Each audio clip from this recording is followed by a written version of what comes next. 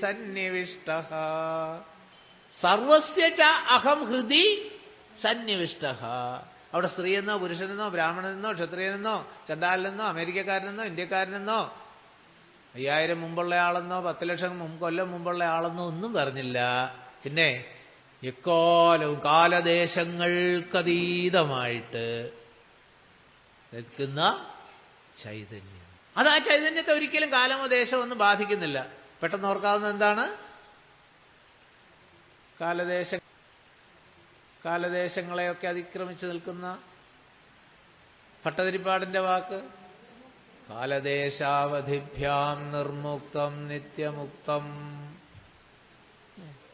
കാലദേശാവധിഭ്യാം നിർമുക്തം നിത്യമുക്തമായിട്ട് ഇവിടെ ഒരേ ഒരു ചൈതന്യം മാത്രമേ ഉള്ളൂ. ആ ചൈതന്യത്തിന്റെ വിവിധ ഭാവങ്ങളാണ് ഈ പ്രപഞ്ചത്തിൽ കാണുന്നത് മുഴുവൻ. ഇതാണ് വേദത്തിന്റെ താല്പര്യം. അതുകൊണ്ട് നമ്മുടെ ഉള്ളിലും സമസ്ത ചരാചരങ്ങളിലും ആത്മസ്വരൂപേണ പ്രകാശിച്ചുകൊണ്ടിരിക്കുന്നത് ആ ചൈതന്യം തന്നെയാണ്, അഥവാ ആ ഭഗവാൻ തന്നെയാണ്, അഥവാ ആ ആത്മാവ് തന്നെയാണ്. എന്ത് വാക്ക് വേണമെങ്കിൽ പറഞ്ഞോളൂ. എല്ലാവരുടെ ഹൃദയത്തിൽ പ്രകാശിക്കുന്നു. എങ്ങനെ? അത് നമ്മൾ രാവിലെ കണ്ടു. യഥാ ദീപോ നിവാതസ്തഃ. നിവാദം അല്ലെ? വാദത്തെക്കുറിച്ച് നമ്മൾ പറഞ്ഞു രാവിലെ അല്ലേ? വാദം എന്ന് പറഞ്ഞാൽ മുട്ടിന് വരുന്ന വേദനയല്ല വാദം. പിന്നെ വായു വാദാലേശമനിശം ഹൃദി ഭാവയാമി. അവിടെ വാദം എന്താ സൂചിപ്പിക്കുന്നത്? വായു. അപ്പൊ നിവാതസ്ഥ എന്ന് പറഞ്ഞാൽ കാറ്റില്ലാത്ത സ്ഥലത്തിരിക്കുന്ന ദീപം പോലെ. യഥാ ദീപോ നിവാതസ്ഥ അല്ലെ? ഒരിളക്കം ഉണ്ടാവില്ല എന്നർത്ഥം. എഴുത്തച്ഛൻ അതിനെ എങ്ങനെയാ പറഞ്ഞ ഹരിനാമകീർത്തനത്തില്?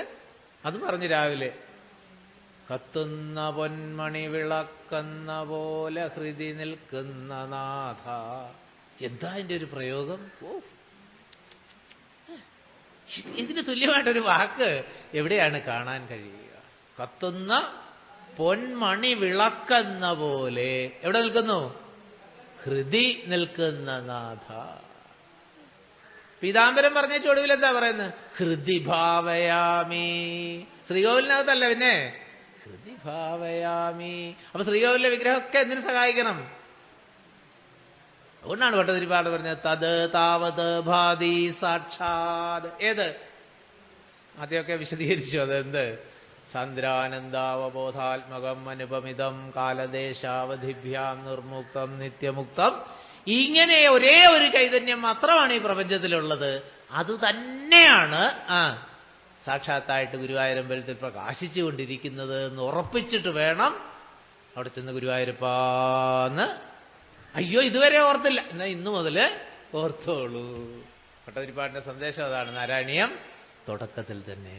ഈ പരമമായ സത്യം തന്നെയാണ് ഭാഗവതത്തിന്റെ വിഷയം, അത് തന്നെയാണ് നാരായണീയത്തിന്റെ വിഷയം, അത് തന്നെയാണ് രാമായണത്തിന്റെ ഇതിഹാസങ്ങളുടെ പുരാണങ്ങളുടെ എല്ലാം. അത് സൂചിപ്പിക്കാൻ വേണ്ടിയിട്ടാണ് അത് സൂചിപ്പിച്ചത്. പിന്നെ നമുക്ക് രാമായണത്തെക്കുറിച്ച് കൂടുതൽ മനസ്സിലാക്കാം. രാമായണം ആരെഴുതിയതാണെന്നൊക്കെ നമുക്കറിയാം. വാൽമീകി എഴുതിയതാണ്. വാൽമീകിയുടെ പഴയ പേരെന്തായിരുന്നു ഓർമ്മയുണ്ടോ? പൂർവാശ്രമം. രത്നാകരൻ. രത്നാകരൻ എന്ന കാട്ടാളൻ സപ്തർഷികളുമായിട്ടുള്ള സത്സംഗത്തിൽ നിന്നാണ്. അപ്പൊ നമ്മളൊക്കെ ഇപ്പൊ ആരായിട്ടായിരിക്കുന്നത്? മടിയുണ്ട് പറയാൻ, എന്നാലും രത്നാകരന്മാരായിട്ടാണ്. അപ്പൊ നമുക്ക് 24-ാം തീയതിയോടുകൂടി ആരാവണം? 24 വരെ വെയിറ്റ് ചെയ്യട്ടെ, ഇന്നേ ആയിക്കോട്ടെ എന്ന്. അപ്പൊ നമുക്ക് ആരാകാം? രത്നാകരനിൽ നിന്ന് വാൽമീകിയിലേക്ക് വലിയ ദൂരം ഇല്ല, 2 അക്ഷരത്തിന്റെ ദൂരമേ ഉള്ളൂ. ഏത് 2 അക്ഷരം? രാ.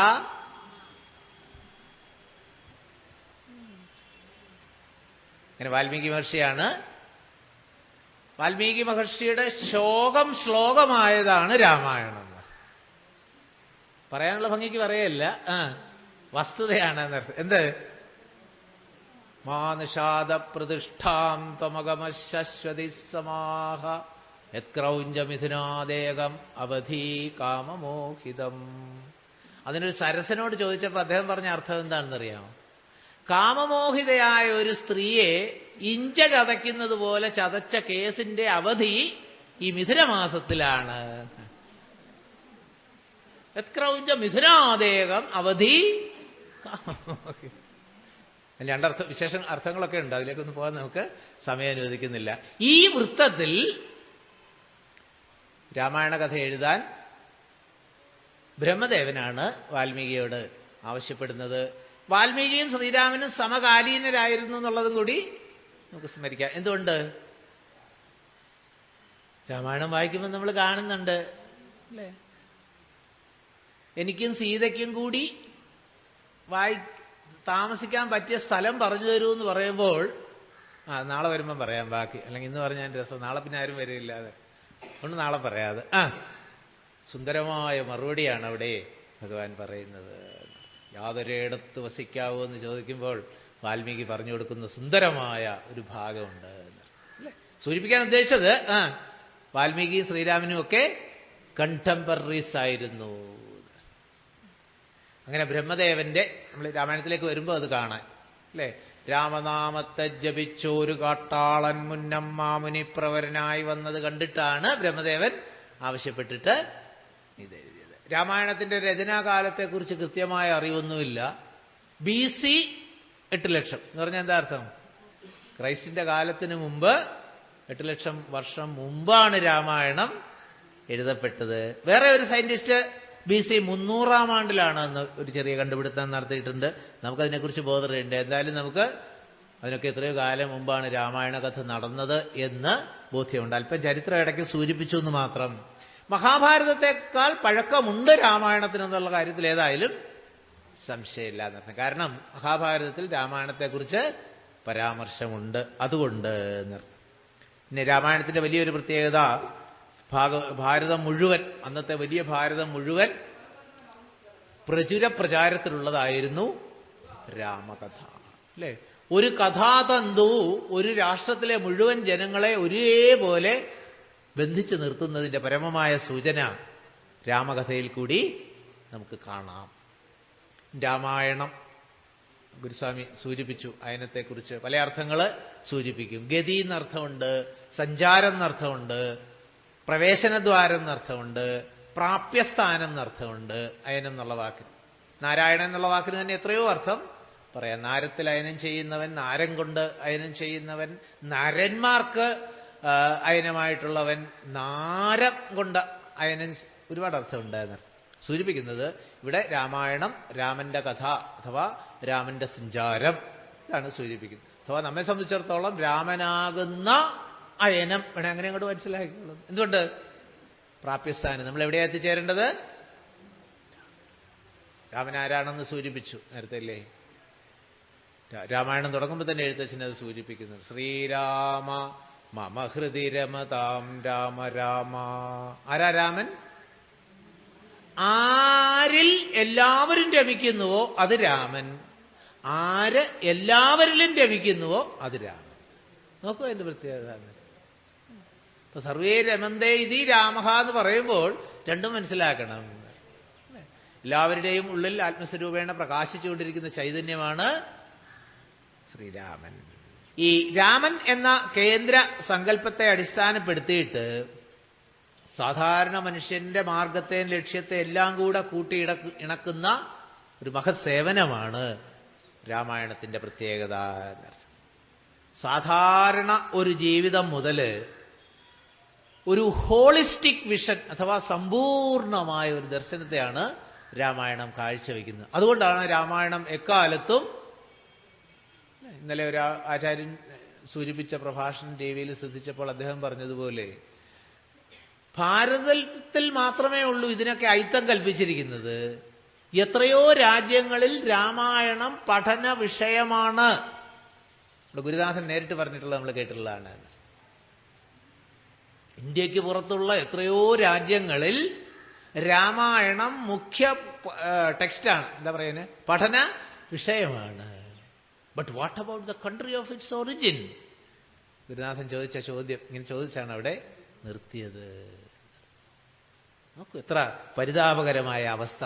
അതുപോലൊരു ഒരു സമ്പൂർണ്ണ ദർശനം കാഴ്ചവെക്കുന്ന മഹത് ഗ്രന്ഥമാണ് രാമായണം.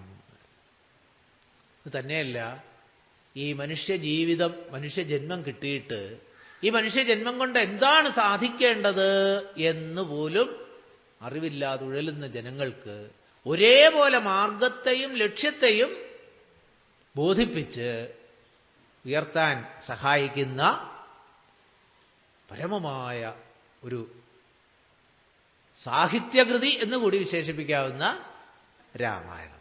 കഴിഞ്ഞ ദിവസം നമ്മൾ ആരോടോ സൂചിപ്പിച്ചു, ഇന്ന് എവിടെ വെച്ചാണ് പറഞ്ഞതെന്നാണ് ഓർമ്മ.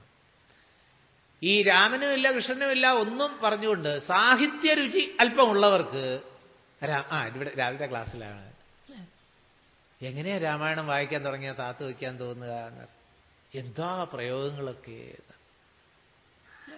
പലപ്പോഴും മൂലത്തെ കവച്ചു വയ്ക്കുകയാണ് എഴുത്തച്ഛൻ. വാൽമീകി വളരെ ഭംഗിയായിട്ട് കൂജന്തം രാമരാമേതി മധുരം മധുരാക്ഷരം ആരുഹ്യ കവിതാശാഖാം വന്ദേ വാൽമീകി കോകിലം. വാൽമീകിയാകുന്ന കോകിലം കവിതയാകുന്ന ശാഖയിൽ ഇരുന്നിട്ട് കൂവുന്നു. കൂജന്തം രാമരാമേതി. എന്താ കൂവുന്നത്? രാമരാമേതി.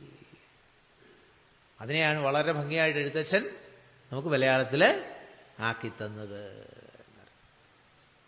സാനന്ദരൂപം സകല പ്രബോധം ആനന്ദദാനാമൃതപാരിജാതം മനുഷ്യപത്മേഷു രവിസ്വരൂപം നമാമി തുഞ്ചത്തെഴുമാര്യപാദം.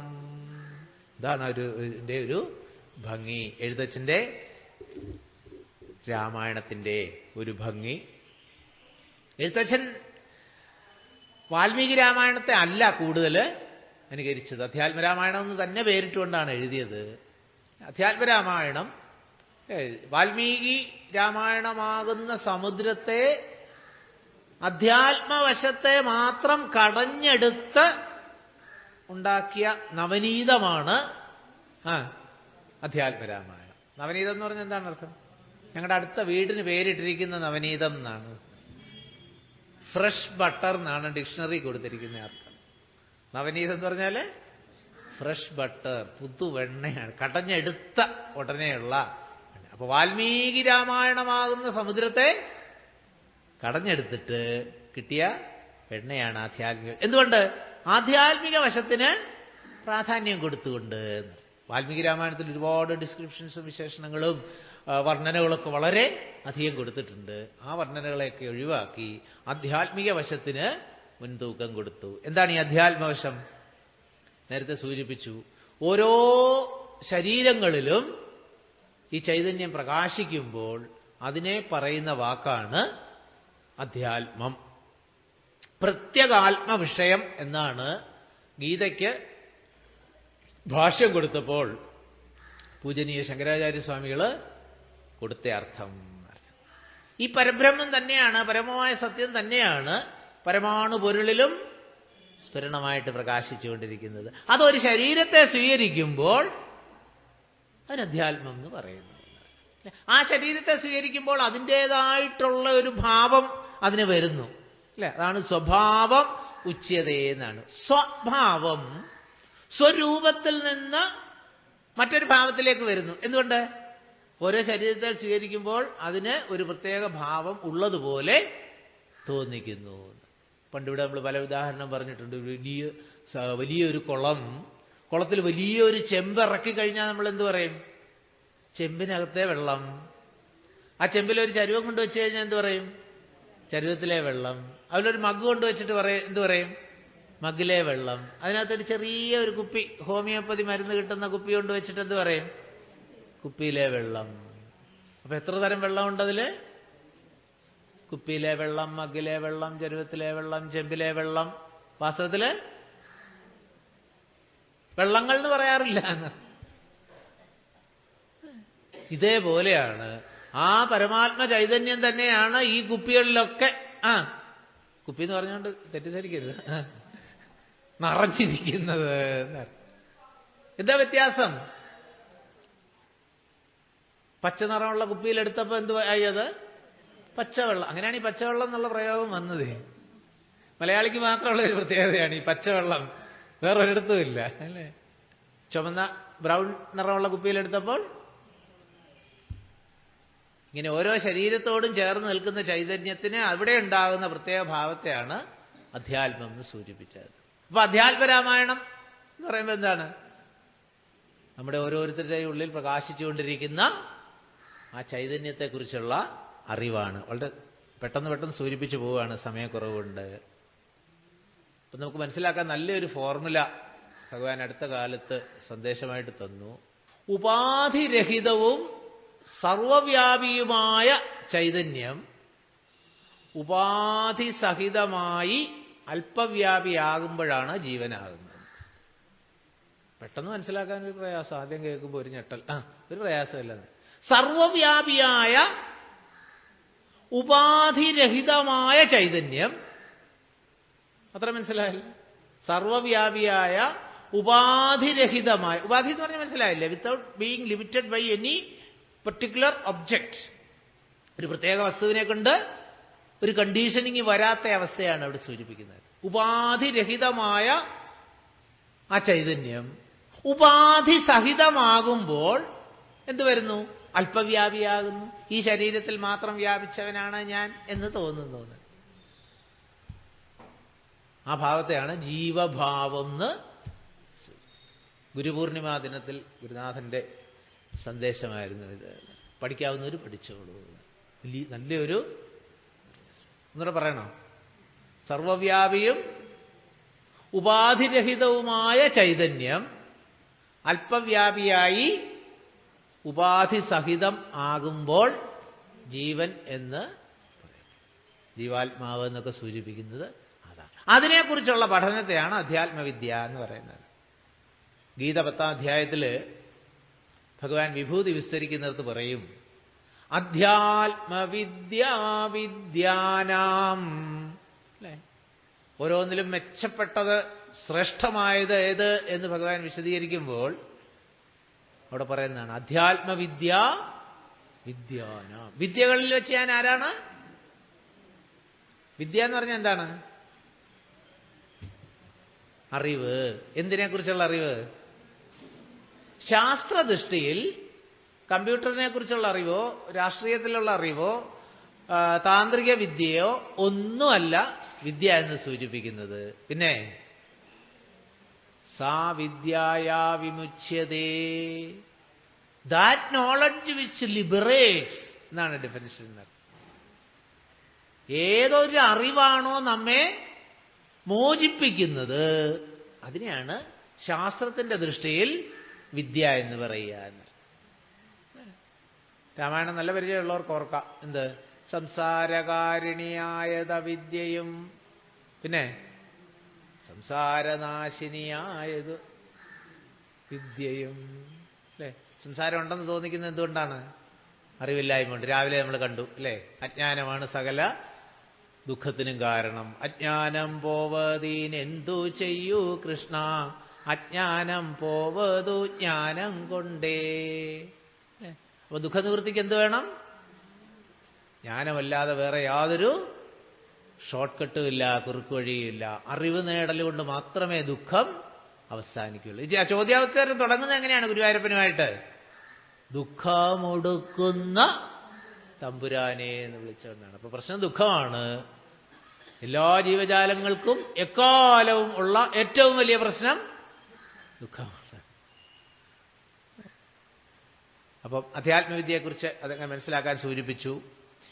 ഈ രാമായണത്തെയും, രാമായണങ്ങൾ പലതുണ്ടായിട്ടുണ്ട്. അനേകം രാമായണം, രാമകഥ രചനകൾ ഉണ്ടായിട്ടുണ്ട്. തുളസീദാസ രാമായണം, രാമായണം എന്ന പേരിൽ അല്ലാതെ തന്നെ ധാരാളം ഉണ്ടായിട്ടുണ്ട്. കണ്ണശ്ശ രാമായണം, കമ്പരാമായണം. മലയാളത്തിൽ തന്നെ എഴുതപ്പെട്ടിട്ടുള്ള കണ്ണശ്ശ രാമായണത്തെയാണ്, കണ്ണശ്ശപ്പണിക്കർ എന്നൊരാളാണ് അത് എഴുതി. ആ രാമായണത്തെയാണ് എഴുത്തച്ഛൻ കൂടുതൽ പിന്തുടർന്നിട്ടുള്ളത് എന്നാണ് ചരിത്രകാരന്മാരുടെ ഒരഭിപ്രായം. ഏതാണ്ട് 16ാം നൂറ്റാണ്ടിന്റെ മധ്യഭാഗത്തിലാണ് എഴുത്തച്ഛന്റെ ജനനം എന്നാണ് സൂചിപ്പിക്കുന്നത്. രാമൻ എന്നാണ്, രാമാനുജൻ എന്നാണ് പേരെന്നാണ് ഊഹിക്കുന്നത്. എഴുത്തച്ഛന് മാത്രം, നേരത്തെ പറഞ്ഞ പോലെ എഴുത്തച്ഛന് മാത്രമാണ് കൂടുതൽ അറിയപ്പെടുന്നത്. തൃക്കണ്ടിയൂർ ദേശത്ത് തുഞ്ചൻ പറമ്പ് ഇന്നും നമുക്ക് കാണാം. നമ്മുടെ ചരിത്രപരമായ പ്രാധാന്യത്തോടുകൂടി സംരക്ഷിച്ചിരിക്കുന്ന തുഞ്ചൻ പറമ്പ്. അപ്പോൾ ഇദ്ദേഹം തമിഴിലും തെലുങ്കിലും ഒക്കെ അതീവ പാണ്ഡിത്യമുള്ള ആളായിരുന്നു എഴുത്തച്ഛൻ. അതുകൊണ്ട് ചെമ്പകശ്ശേരി രാജാവ് ഒരിക്കൽ തെലുങ്ക് ലിപിയിലുള്ള ഒരു രാമായണം എടുത്തിട്ട് എഴുത്തച്ഛൻ്റെ കയ്യിൽ കൊടുത്തു. ഇതൊന്ന് തർജ്ജമ ചെയ്തോളൂ എന്ന്. അദ്ദേഹം അത് തർജ്ജമ എഴുതി മലയാളത്തിലാക്കി കൊടുക്കുമെന്ന് പറഞ്ഞു. അദ്ദേഹം അത് മലയാളത്തിലാക്കിയ കൂട്ടത്തിൽ തർജ്ജമയും കൂടി ട്രാൻസ്ലേഷനും കൂടെ സാധിച്ചു. അങ്ങനെയാണ് നമുക്ക് കൈരളിക്ക് കിട്ടിയ വലിയ ഒരു അനർഘമായ ഒരു രത്നമാണ് അധ്യാത്മരാമായണം. ഇതെന്തുകൊണ്ട് പിന്നെ കിളിപ്പാട്ട് സ്റ്റൈലിൽ എഴുതി? തമിഴില് പൈങ്കിളിക്കണ്ണിയെ കുറിച്ച് അനുകരിച്ച് എഴുതുന്ന ഒരു സ്റ്റൈലുണ്ടായിരുന്നു. നമുക്ക് പൈങ്കിളി എന്ന് പറഞ്ഞ അർത്ഥം വേറെയാണ്. അതുകൊണ്ട് തമിഴില് ആ ഒരു ശൈലി ഉണ്ടായിരുന്നു. അപ്പോൾ തമിഴ് പണ്ഡിതനായ എഴുത്തച്ഛന് അനായാസമായിട്ട് അത് പിന്തുടരാൻ സാധിച്ചു. ഞാൻ പറയുന്നു എന്നുള്ളതിന് പകരം കിളിയെ കൊണ്ട് അല്ലേ, ചാരിക പൈതലേ ചാരുശീലേ വരികാരോമലേ കഥാശേഷവും ചൊല്ലു നീ, അങ്ങനെ കിളിയെ കൊണ്ട് പറയിപ്പിക്കുന്നത് പോലെ പറയുന്ന ഒരു ശൈലി കേരളത്തിൽ ഏറ്റവും കൂടുതൽ ഹൈന്ദവ ഗ്രഹങ്ങളിൽ ഏതാണ്ട് മുഴുവൻ വീടുകളിൽ ടി വി ഒക്കെ വരുന്നതിന് മുമ്പേ ഏതാണ്ട് മിക്കവാറും എല്ലാ വീടുകളിലും എന്ന് പറയുന്ന പോലെ അച്ചടി കണ്ടുപിടിക്കുന്നതിന് മുമ്പ് തന്നെ താളിയോല ഗ്രന്ഥങ്ങളിൽ നിന്ന് പകർത്തി വീടുകളിലെല്ലാം എത്തിയതായിരുന്നു രാമായണവും ഹരിനാമകീർത്തനവും. എഴുത്തച്ഛൻ്റെ രണ്ട് രചനകളിൽ ഏറ്റവും പ്രധാനപ്പെട്ടതാണ് ഇത് രണ്ടെണ്ണം. എഴുത്തച്ഛൻ അവിടെ കൂടുതൽ പിന്തുടർന്നിരിക്കുന്നത് കണ്ണശ്ശരാമായണത്തെയാണ്. പക്ഷേ സ്വാതന്ത്ര്യം ഉപയോഗിച്ച് എഴുത്തച്ഛൻ ധാരാളം വ്യതിയാനങ്ങളും വരുത്തിയിട്ടുണ്ട്. ഏറ്റവും പ്രധാനമായിട്ട് സൂചിപ്പിക്കാനുള്ള ചില കഥാഭാഗങ്ങളൊക്കെ അതേപോലെ വിട്ടിട്ടുണ്ട്, ചിലത് കൂട്ടിച്ചേർത്തിട്ടുണ്ട്. ഏറ്റവും പ്രധാനമായിട്ട് ഭഗവാന്റെ നാമം എവിടെ പറയണോ അവിടെയൊക്കെ എഴുത്തച്ഛൻ വാചാലനാകും. നാരായണൻ, നളിനായ ദേക്ഷണൻ, നീലാഭലോചൻ, നിരഞ്ജനൻ, നിരഞ്ജനൻ അങ്ങോട്ട് തുടങ്ങിയ അങ്ങോട്ട് എത്രയാ. എഴുത്തച്ഛൻ്റെ പേന അവിടെ നിൽക്കുന്നില്ല. പിന്നെ ഓരോ ഭാഗം വായിക്കുമ്പോൾ നമുക്കറിയാം അത് അത്ര വളരെ അവിടെ ദീർഘിപ്പിക്കേണ്ട കാര്യമൊന്നുമില്ല. പക്ഷെ എഴുത്തച്ഛൻ്റെ പേന അവിടെ എങ്ങും അങ്ങോട്ട് നിൽക്കില്ല. എഴുത്തച്ഛൻ്റെ രാമായണത്തിൽ നിന്ന് മാത്രം നമ്മൾ കമ്പൈൽ ചെയ്ത കണ്ടിട്ടുണ്ടോ എവിടെങ്കിലും 108 നാമങ്ങളുള്ള ഒരു കടലാസ് കിട്ടിയിട്ടുണ്ട്? എവിടുന്ന് കിട്ടി? ഇവിടുന്ന് തന്നെ കിട്ടിയിട്ടുണ്ട്. ഒരാളെങ്കിലും ഓർമ്മയുണ്ടല്ലോ. ആദ്യത്തെ രാമായണ യജ്ഞത്തിന്, അതായത് 2008 രാമായണ സപ്താഹയജ്ഞത്തിന്റെ നമ്മുടെ പ്രസാദം അതായിരുന്നു. ഒരാളുടെ കയ്യിൽ തെളിവിന് ഇവിടെ ഉണ്ട് എന്നർത്ഥം. കിട്ടാത്തവർക്ക് അടുത്ത ദിവസങ്ങളിൽ ആവശ്യപ്പെട്ടാൽ തരാം. കുറച്ച് കോപ്പി ബാക്കി ഇരിപ്പുണ്ട് എന്നർത്ഥം. എഴുത്തച്ഛന്റെ അധ്യാത്മരാമായണത്തിൽ നിന്ന് മാത്രം നമ്മൾ കമ്പൈൽ ചെയ്തിട്ട് എടുത്തതായിരുന്നു അത് പറയാനല്ല ഉദ്ദേശിച്ചത്. പിന്നെ ഭഗവാന്റെ പേരുകൾ എത്ര എങ്ങോട്ട് എഴുതിയാലും എഴുത്തച്ഛന് മതിയാവില്ല. അനിർക്കളമായ ഒരു ഒഴുക്കായിരുന്നു എഴുത്തച്ഛൻ്റെ ഉള്ളിൽ. അതെന്തുകൊണ്ട്? ഭക്തി നിറഞ്ഞു കഴിയുമ്പോൾ, അറിവിന്റെ പിൻബലത്തോട് കൂടുമ്പോൾ ഇത് തനിയെ ഇങ്ങനെ വരുമായിരുന്നു. നേരത്തെ നമ്മൾ സൂചിപ്പിച്ചു ജീവാത്മ പരമാത്മ ഭാവത്തെപ്പറ്റി. ഈ പരമചൈതന്യം തന്നെ ഒരു ഉപാധിയുമായിട്ട് ചേർന്ന് നിൽക്കുമ്പോൾ പറയുന്നതാണ് അതിനെ ജീവൻ. അപ്പൊ വ്യത്യാസം ഏതിൽ തലത്തിൽ മാത്രമാണ്? ഉപാധിയുടെ തലത്തിൽ മാത്രമേ ഉള്ളൂ. ഉപാധി ഭേദം നീക്കിയാൽ രണ്ടും ഒന്ന് തന്നെ. ഇതിനെയാണ് ജീവാത്മ പരമാത്മ ഐക്യം. വാസ്തവത്തിൽ ഐക്യം എന്ന് പറയുന്നില്ല. ഐക്യം എന്ന് പറഞ്ഞാൽ എപ്പോഴാണ്? രണ്ടുള്ളപ്പോഴേ ഐക്യമുള്ളൂ. വാസ്തവത്തിൽ ഇത് രണ്ടുണ്ടോ? ഇല്ല. നേരത്തെ സൂചിപ്പിച്ചു. ഇത് പ്രത്യേകം ഓരോ പാത്രത്തിൽ എടുത്തപ്പോൾ വെള്ളം പ്രത്യേകം എങ്ങനെ പറഞ്ഞുവോ അതേപോലെ.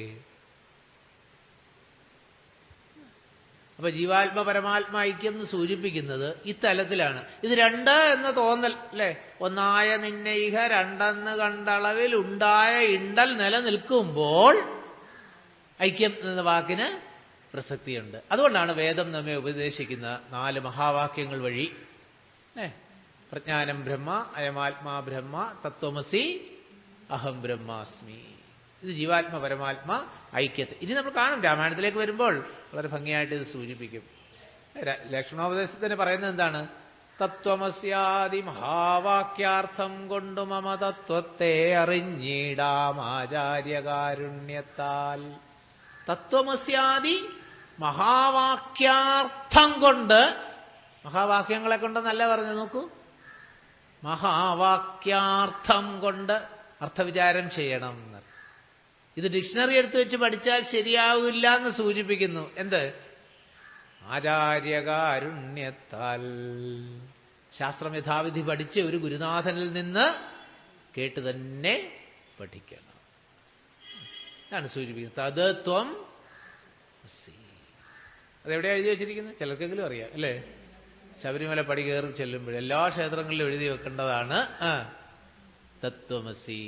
തത് ത്വം അസി. ഏതൊരു ചൈതന്യത്തെയാണോ നീ അന്വേഷിച്ച് നടക്കുന്നത്, അത് നിന്നിലുണ്ടെന്നല്ല പറഞ്ഞത്, നിന്നിലുണ്ടാകുമെന്നല്ല പറഞ്ഞത്, നിന്നിലുണ്ടായിരുന്നു എന്നല്ല പറഞ്ഞത്, പിന്നെ അത് നീ ആകുന്നു. അതിലൊട്ടും വെള്ളം ചേർക്കരുത് എന്ന്.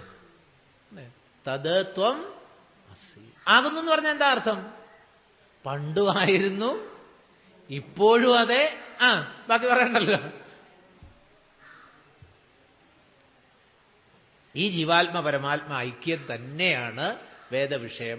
അത് തന്നെയാണ് എല്ലാ പുരാണങ്ങളിലെയും വിഷയം.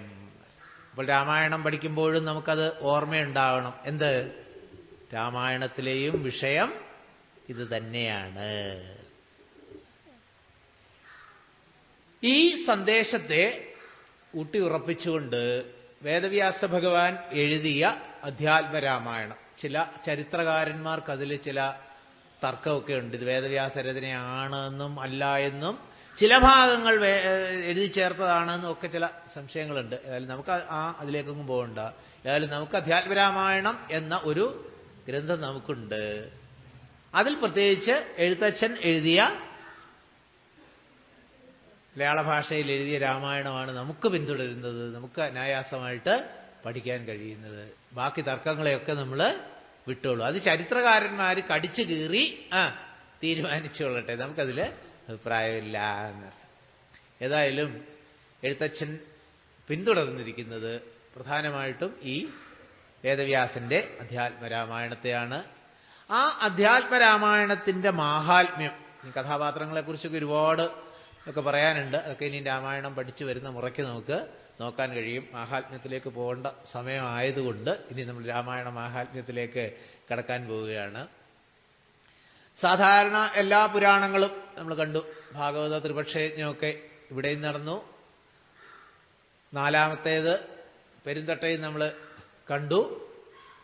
ഒരു പുരാണത്തിലെ മാഹാത്മ്യം പറഞ്ഞിരിക്കുന്നത് മറ്റ് പുരാണങ്ങളിലാണ്.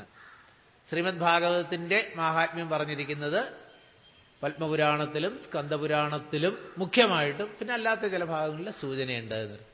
ത്രിപക്ഷയജ്ഞത്തിൽ നമ്മൾ പാരായണം ചെയ്ത് പ്രഭാഷണം നടത്തുന്നത് സ്കന്ദപുരാണത്തിലെ 4 ഭാഗവത മാഹാത്മ്യമാണ്. സാധാരണ പറയാറുള്ള പത്മപുരാണത്തിലെ 6 അധ്യായങ്ങളാണ്.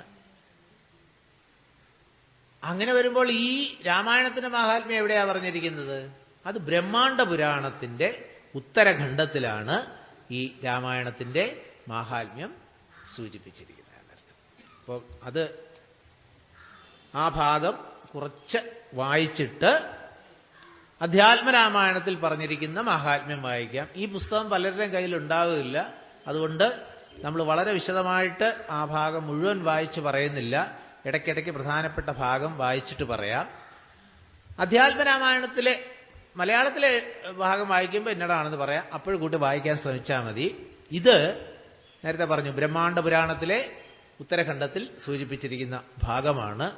കഴിഞ്ഞ വർഷത്തെ യജ്ഞപ്രസാദം ഉള്ളവർക്കറിയാം, ഇതായിരുന്നു അതിലെ വിഷയം, അധ്യാത്മരാമായണ മാഹാത്മ്യം. അത് ബ്രഹ്മാണ്ഡ പുരാണം സാധാരണ പുരാണങ്ങളെപ്പോലെ സൂതശൗനക സംവാദമായിട്ടാണ് എല്ലാ പുരാണങ്ങളും ആരംഭിക്കുന്നത്. ഇത് ഈ ബ്രഹ്മാണ്ഡ പുരാണവും അതുപോലെ വരുന്നു. അതിലാണ് സൂചിപ്പിക്കുന്നത്, ഒരിക്കൽ നാരദൻ ബ്രഹ്മദേവന്റെ സന്നിധിയിലെത്തുന്നു. അവിടെ ചെന്നപ്പോൾ ആ ബ്രഹ്മദേവനെ നമസ്കരിച്ചിട്ട് ചോദിക്കുകയാണ്, നിന്റെ മുഖത്ത് എന്തോ ഒന്ന് ചോദിക്കാൻ വേണ്ടിയിട്ട് തയ്യാറായി വന്ന ലക്ഷണമുണ്ടല്ലോ പുത്ര, ചോദിച്ചുകൊള്ളൂ. അപ്പോൾ നാരദർക്ക് ബ്രഹ്മദേവൻ പറഞ്ഞു കൊടുക്കുന്ന മറുപടിയും അതിലാണ് മാഹാത്മ്യത്തെ സൂചിപ്പിക്കുന്നത്. കുറച്ച് ഭാഗം വായിക്കുകയും പറയുകയും ചെയ്യാം. നാരായണ നാരായണ നാരായണ നാരായണ നാരായണ. വ്യാസായ വിഷ്ണുരൂപായ വ്യാസരൂപായ വിഷ്ണവേ നമോ വൈ ബ്രഹ്മനിധേ വസിഷ്ഠായ നമോ